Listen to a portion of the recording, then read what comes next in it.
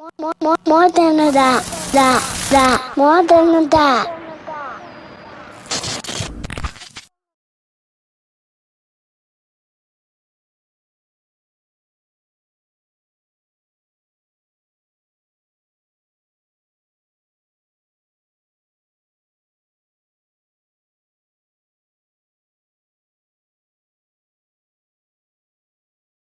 Join the More Than a Dad family by following us on Instagram, subscribing to our YouTube channel. Don't forget to join our Facebook group for daily questions, motivation, dad jokes, and new dad tips. If you enjoy our podcast, please leave us a review on Apple Podcasts and Spotify. Be sure to like, comment, and share our content with other parents. Last but not least, make sure you check out our new merch. The link is in the bio of our Instagram as well as the description of this YouTube video. We are truly grateful, and thanks for supporting More Than a Dad. Welcome to More Than a Dad podcast. I'm your host, Lou Mobley. And to my right, I have the coolest dude on the planet, Mr. Calm and Collective himself, Dre Moore. What up, y'all? Man, how do we get here, man? How do we start More Than a Dad podcast? First you become dads. Yeah, first you become dads, right? I mean, it was just a concept that you had been talking about for a while. Just some, because we always big on giving back and just pushing it further and just, just helping out, just being connecting the dots. That's what I say. Like you connect the dots in a lot of situations. So More Than a Dad was like, how can we reach back and give back? In a position that we have where we have expertise and than being fathers, No, I wanted to do More Than a Dad. Being Manny dad for 3 years, that's too fast. my bad. Yeah. Rewind. Yeah. Just honestly, growing up, being in my 30s now, one of my favorite things to do on Instagram is just scroll and see all my teammates, people I went to high school with, co-workers, everybody becoming dads, and like just simply, hey, we changed the narrative, though we had good dads and we had dads that were present, a lot of my friends didn't have dads that were around. They didn't know they dads. It wasn't that many dads in my neighborhood compared to moms. When I was in school, it was like all women, all moms volunteering to go on our field trips, and then my dad. Right. You know what I'm saying? So now looking on Instagram, whether it's T-Bart cooking with Journey, or it's Deem at the beach with his daughters, or it's Blackie Chad, he had boxing with his son. Right. Whether it's Phil and them watching the Eagles game with his kid, whoever it is, it's all my friends, everybody that I know is, I don't know deadbeat dads. Right. We don't condone that. I don't know people who are not present, who don't, whether they co-parent or with the moms or not. I just see a bunch of guys with their kids, even and it varies in ages. Right. I got people who are becoming first-time dads in their 40s, and then I got kids that I coached at Westchester having kids in their early 20s, and they playing football and getting education and coming in the locker room and got their kid in the locker room. I think it's the coolest thing in the world. Right.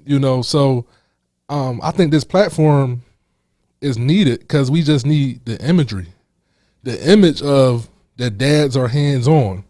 Right. Dads could do what mom can do, Yeah, and vice versa. So that's why, I don't want to ramble too much. No, I just wanted, to get an introduction before we jumped into, like what your actual introduction to fatherhood is. Because that's, important, just setting the stage for this is why I'm qualified to have certain conversations. Right. So what is your introduction to fatherhood? My introduction to fatherhood is very unusual. I started dating a young lady who was pregnant. She was 8 months pregnant when I met her. And I fell in love with her, and I was a stepdad before the baby was here. I was a dad. I was here, Right. Biological dad wasn't around. They were on like pretty bad terms, and the effort never was real or consistent, Right. and I never really, I was willing at one point. I was willing, because you have to be, when you're not the biological parent, you have to be willing to participate in the co-parenting, right? Right. Like I was willing to do that. You know, I have met the guy. You know, I was doing drop-offs and pickups with Manny with him. Very, very short window of time. Right. But I was willing to do it. And when he kind of disappeared or fell back or whatever the words you want to use right there, I just took over. But I was never in this position of like, hey, I'm only going to do what he don't do. When I never was that. I was always, hey, I'm going to do, and whatever he do is kind of extra. Like, I'm going to be here. Yeah, that's like, that's normally how it goes in them type of situations. That's normally. That's how, what. That's yeah. what. Yeah. That's so I'm normal. not. I'm not going to sit here and be waiting. Like, you know, is he going to bring some Pampers? And I'm gonna probably already have Pampers. If he brings some, it's a Right. plus. But you know, Right. and that's kind of how I was carrying it. And it's unusual, right? Like I said, I have the mindset of I was interested in this girl. She fine. She a breath of fresh air. She make me want to be a better dude. Right. And I'm gonna be dealing with her, you know. So I don't know. Should I wait and because I'm scared of what everybody think? Right. Should I wait, or like what's the difference between dating her and a kid 9 months, or I date her while she's 9 months pregnant? I don't really know the difference. If you're interested in being with her, Yeah. Then you know it's gonna be the same. It's be the same. granted we 3 years later we get married and it works out great, you know. With it's Yeah. It's that's like the luck of the draw. Like that's something you just couldn't predict. Yeah, I just wanted, just for you to expound on that. And also just because, like, yours is different from mine. So, like, your introduction to being a dad was, like, you was introduced as, like, a stepdad. Right. More so, my introduction to being a father, I was a teen dad. Right. So, like, whereas, though, like, you was willing to, like, jump in and, like, I'm just going, like, I'm going to just take this head on and handle this. Mine was more of this apprehension of, like, I'm nervous and scared and I really don't want to do this. Like, I really didn't have no idea what I was doing in any capacity. Like, one thing that I always take away from you, first of all, I do think you're an awesome dad, regardless of the situation. I think you hold it down and you sturdy, and like, if I wasn't here, I wouldn't want my kids to be around you, because I know they could pull things from your demeanor and how you handle business. But you always say, like, yo, me and Lil Dre grew up together. Yeah, that's a fact. Because, listen, it's probably the scariest thing in my life, to be honest. Like, when his mom was like, yeah, I'm pregnant, like, I was not with it. Because, like, I was not, like, I was trying to find any way to get her to, like, not have this baby. And she was not hearing that. She was like, man, I don't care nothing about what you talking about. Like, I'm going to have this baby. So, like, I just realized, like, I don't have no choice. I don't have no choice. So, like, and I'm not going to be a deadbeat. So, I'm just going to have to figure it out. But, like, I didn't know where this money was going to come from, how we was going to live, how we was going to do anything. I was about to go take a baby back home to my mom's house in the twin bed that I've been sleeping in for half of my life. Wow. And it just was like, we figured it out, but at that time, like, I couldn't have seen it. It gave me drive, though. It gave me, like, I probably slept in there with him in that twin bed for 2 months before it was like, I'm moving out. And I ended up, getting my own apartment, and I've been living on my own, since. So, I mean, it worked out, but it don't gotta work out that way. Yeah, on the flip side of that, like, so I basically didn't become a dad till I was nearly 30. Right. Right. So, like, one thing that I will say, and even like me having my daughter now, like the immediate, like, do we have shelter? Can we afford bills? Where food gonna come from? I didn't have to worry about. Like, I do. Stable. Yes, I was stable, and I do thank God for that. Like, I do think, like, for not having to be in survival. Yeah. Like, to be able to absorb Manny, absorb a wife, absorb having my daughter, financially. Like, it's important to me, because I wasn't always in that position. Yeah. If I would have had a kid at 19 or 22, it would have been the same type of story, but I am grateful to be able to do these things. Like when she said she was pregnant with Osa, it was kind of like, all right. Yeah, it's just an addition to the family. Yeah. Which is I could say the same thing because like I say like Ashton gets a better dad than Dre by default, not because like I'm intentionally trying to be a better dad to him than I was to Dre or am to Dre. It's just Dre was here when I didn't know no better. When Right. I didn't know anything and we was growing it, like I say, we grew it together. So we was learning together. As he was learning life, I was learning life. Now with Ashton being here, not only do I have the experience of already parenting a child for 8 years, I have the experience of just life. I've been here for close to 30 years at that point. So like I already had a wealth of knowledge. So it's just he gets a better parent by default. I'm more stable. I'm in a better position in my life. So yes, it's a part of it, bro. No, man, I'm proud of you, man, because like I said, I remember times when like I was still in college and you was a dad already. Like we got to give you credit that you was a dad before any of the friends or any of the homies really was dads in my circle, So you was the first teen dad outside of my brother being a 18 to 20-year-old dad too. Right. But he had my parents, so I don't think I counted the same. I don't think I counted the same, But You gotta give mine his credit. chill, bro. I mean, Nah, he- the my- optics. I know what you're saying. yeah, my the brother, optics. my brother 10 years older than me. Sometimes I don't look at us as peers. We not, Right. you know what I mean? You my peer group. You dig what I'm saying? Right, So I'm just yeah, speaking about my peers and becoming fathers whenever they become fathers. I was coming home from college and I'm thinking about playing football and beating Cal U and being all PSAC and stuff like that. And you were already working 2 jobs. I remember you was driving the shuttle bus for UPenn. Right. And I was thinking like, bro, when do you sleep? When do you need to do this? And you was kind of like, yeah, like Lil Dre needs stuff. Yeah.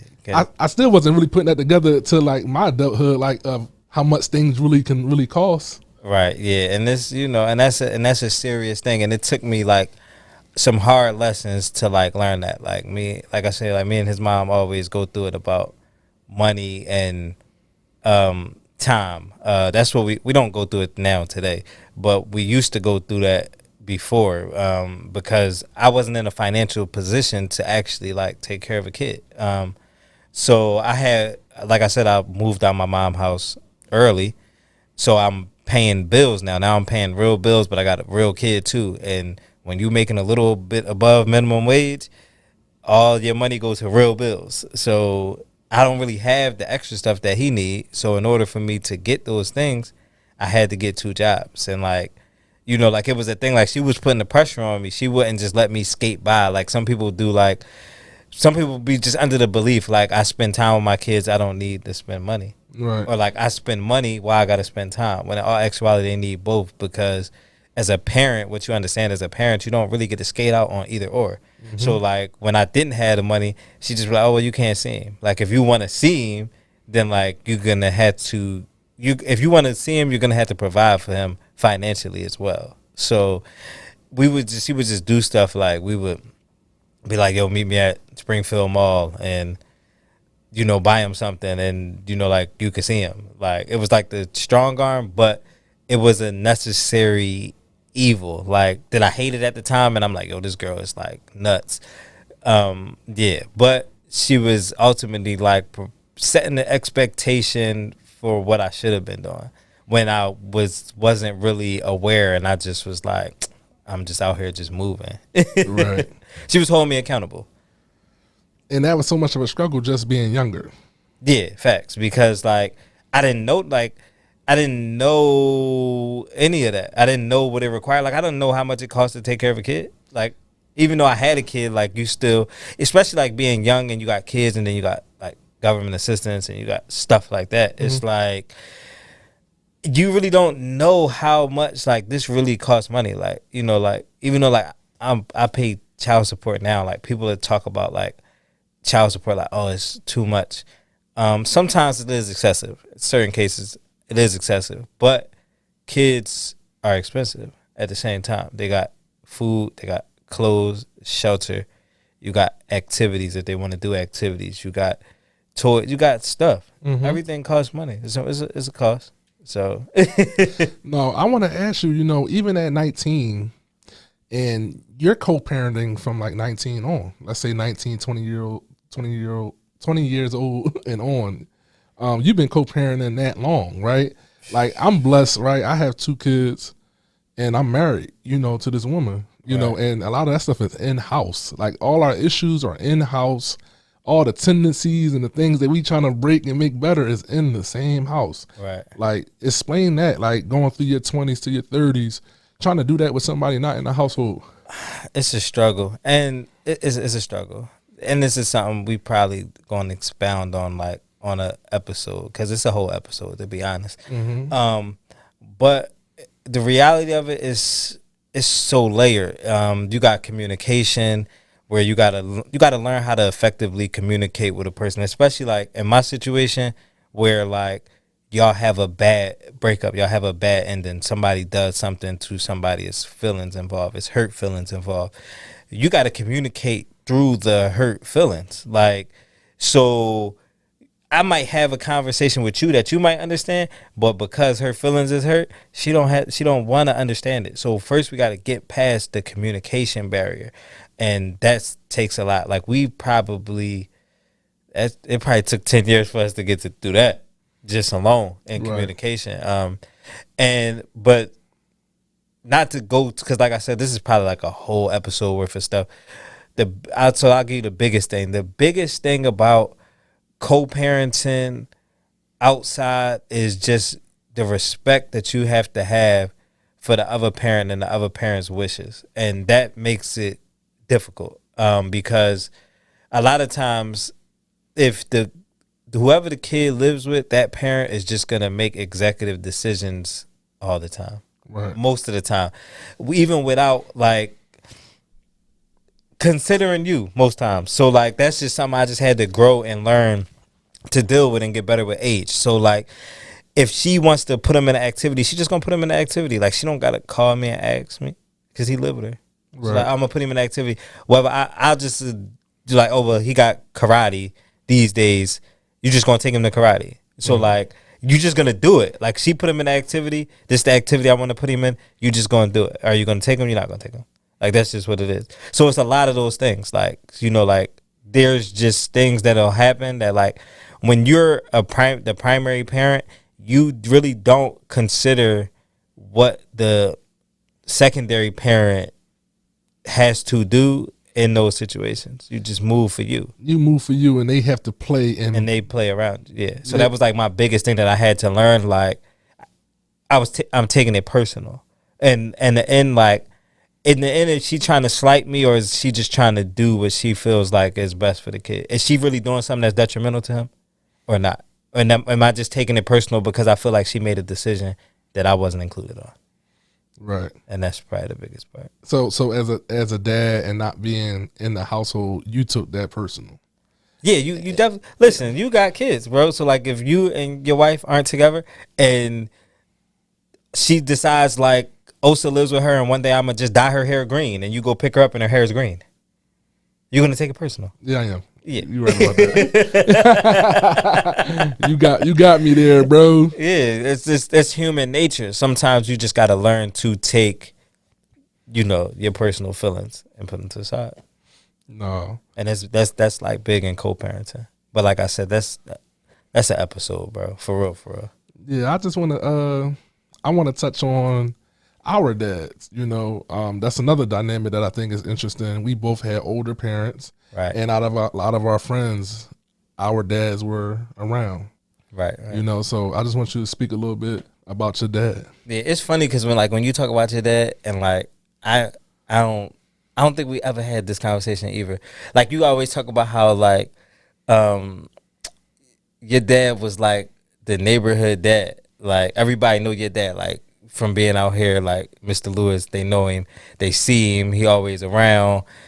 My dad's the same way. I don't think we never bonded over that. Right. Like a lot of my friends, like, cause I had to think about it, like, like after my dad passed, which was recently, like most of my friends was coming, like they was just as distraught, like as I was. Like your dad been around like our whole lives, and like we seen him, like, and like, cause like just like you said, like it's not many dads in the community. That were like active and around, and like, you know, my dad was one of them dads. He like, I always say like, you know, like he's Superman to me. Like, there was never anything I seen that he couldn't do, that couldn't be done. Like, everything, he was never nothing he couldn't do. Like, he wouldn't, man, my dad did plumbing, carpentry, fixed cars. Like, my mom never had to call. I've never seen a person come into our house and do any handyman work ever. Like, I would call my dad at 3 in the morning, like, Dad, I lock my keys in the car. He pull up with the Jimmy thing. Pop, like, this is me as a 30-year-old man. Like, pop the door open, and like, if I needed stuff done, like, I never had to call a maintenance man. Like, so like, it's new to me in my life. Like, even me never like my landlords would say like, yo, you the best tenant, because like I would never call them for anything. Like, I was so used to just call my dad. He gonna come fix the sink and do whatever. And he would do that, like, and he just was a man's man to me. And my dad, and also similar to like your dad, like my dad was home, like my mom was working, and my dad was home. So like he would be in the house, you know, cooking, doing stuff. Like he was bull. He was bull. Yeah, bro. You know, so like growing up, you know, my dad been old my whole life. You know, my dad had me at 63.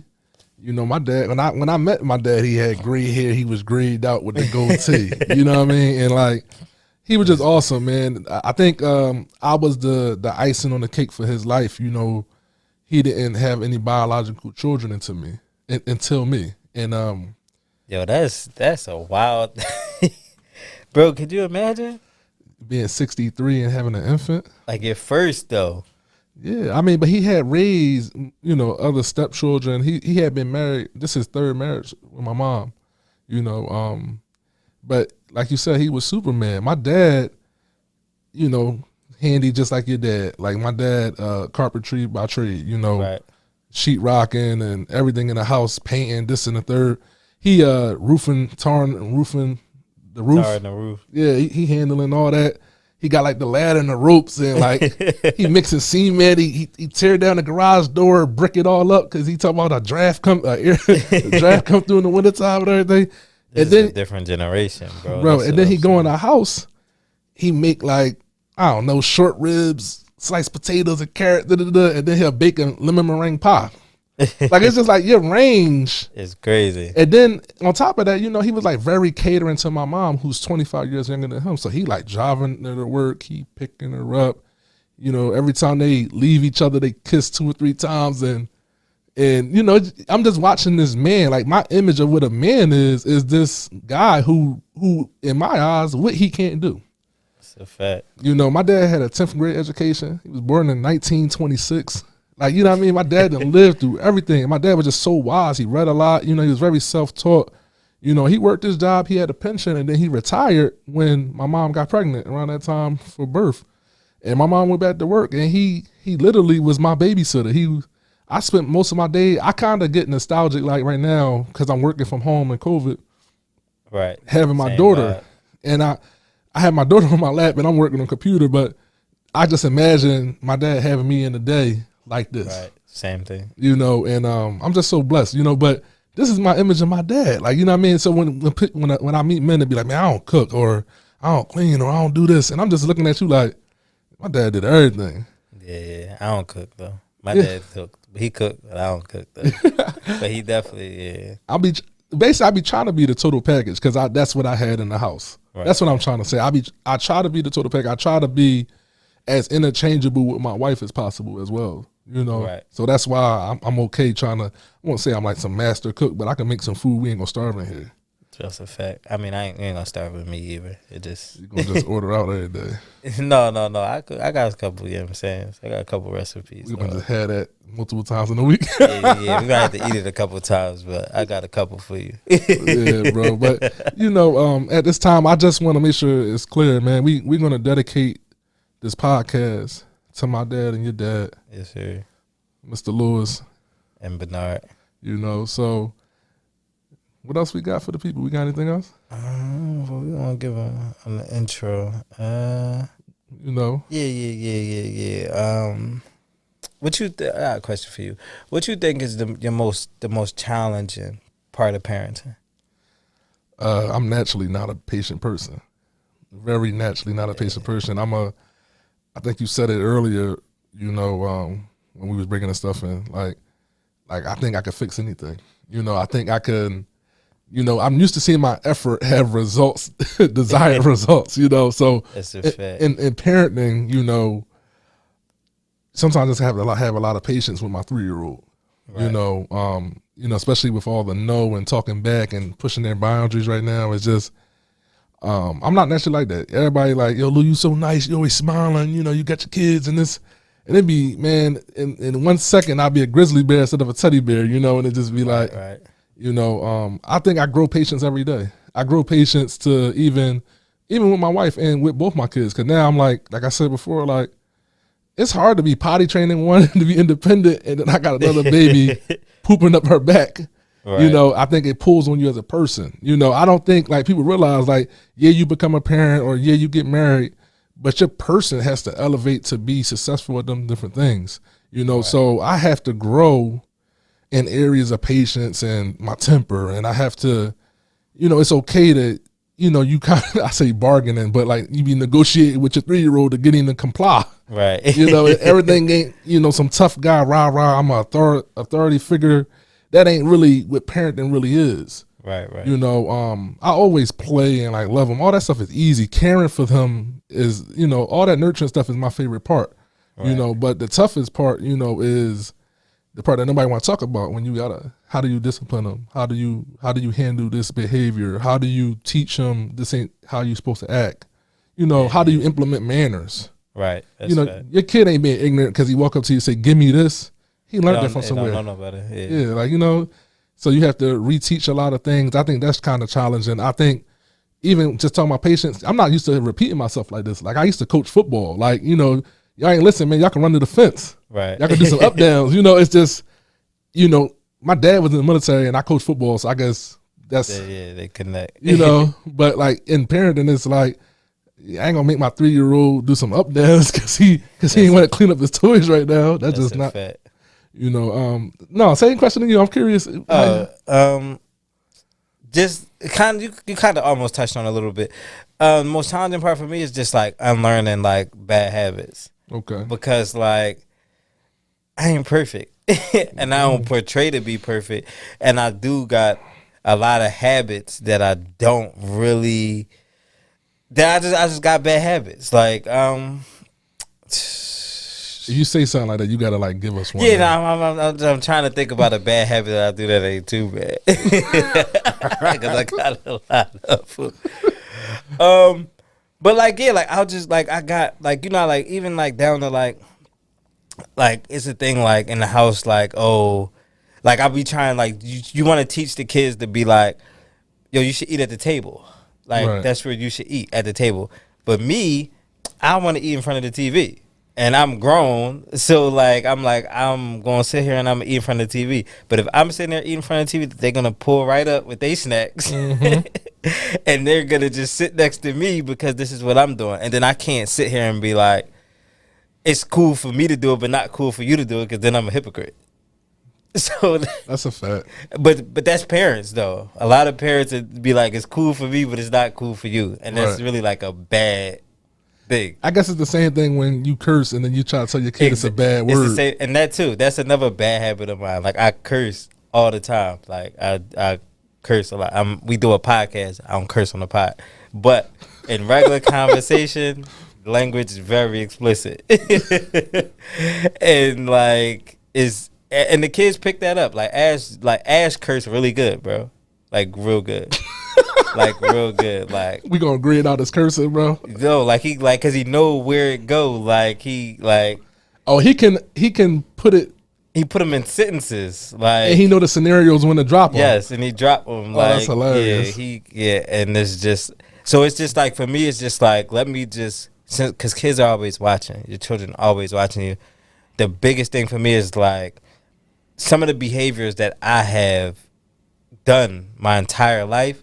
It's about unlearning some of those behaviors when your children is watching, so they don't learn them.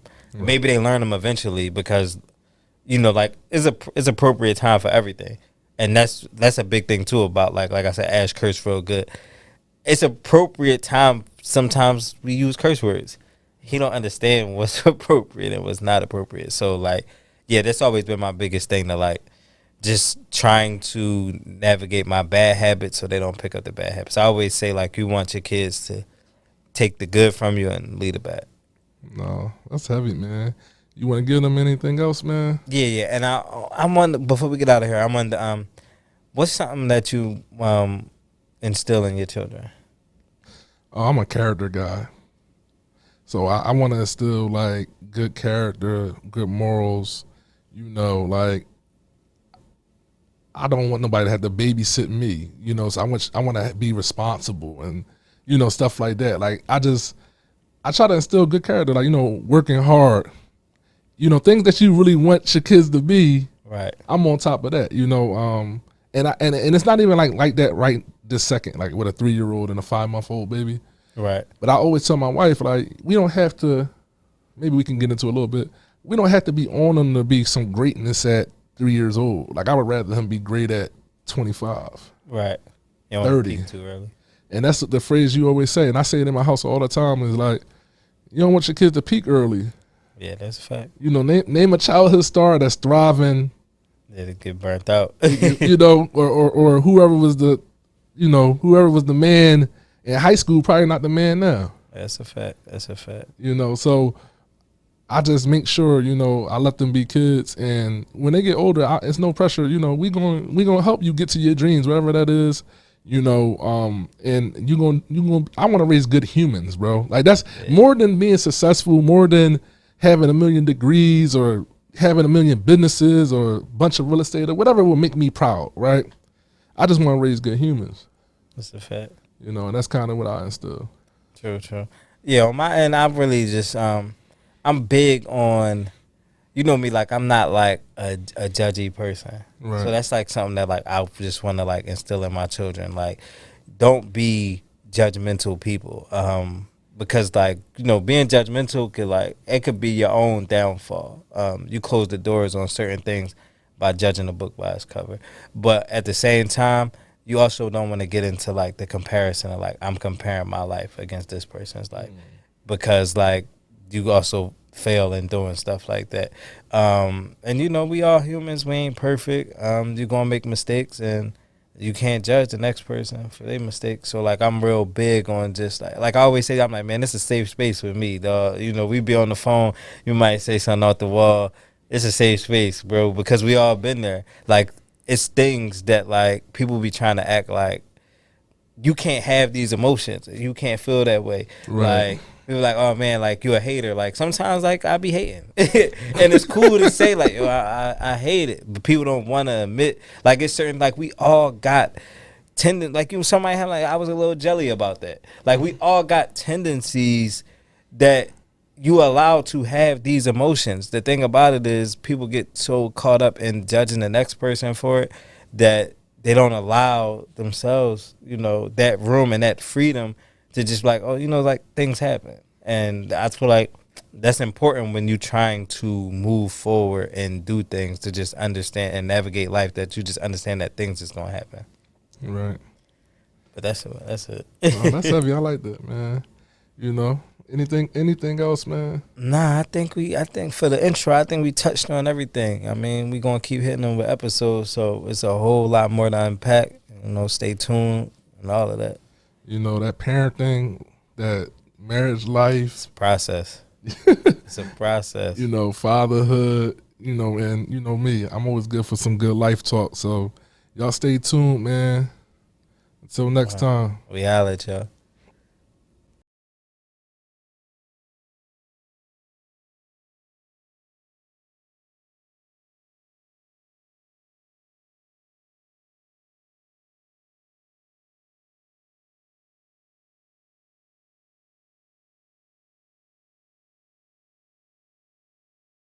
More than that. More than that.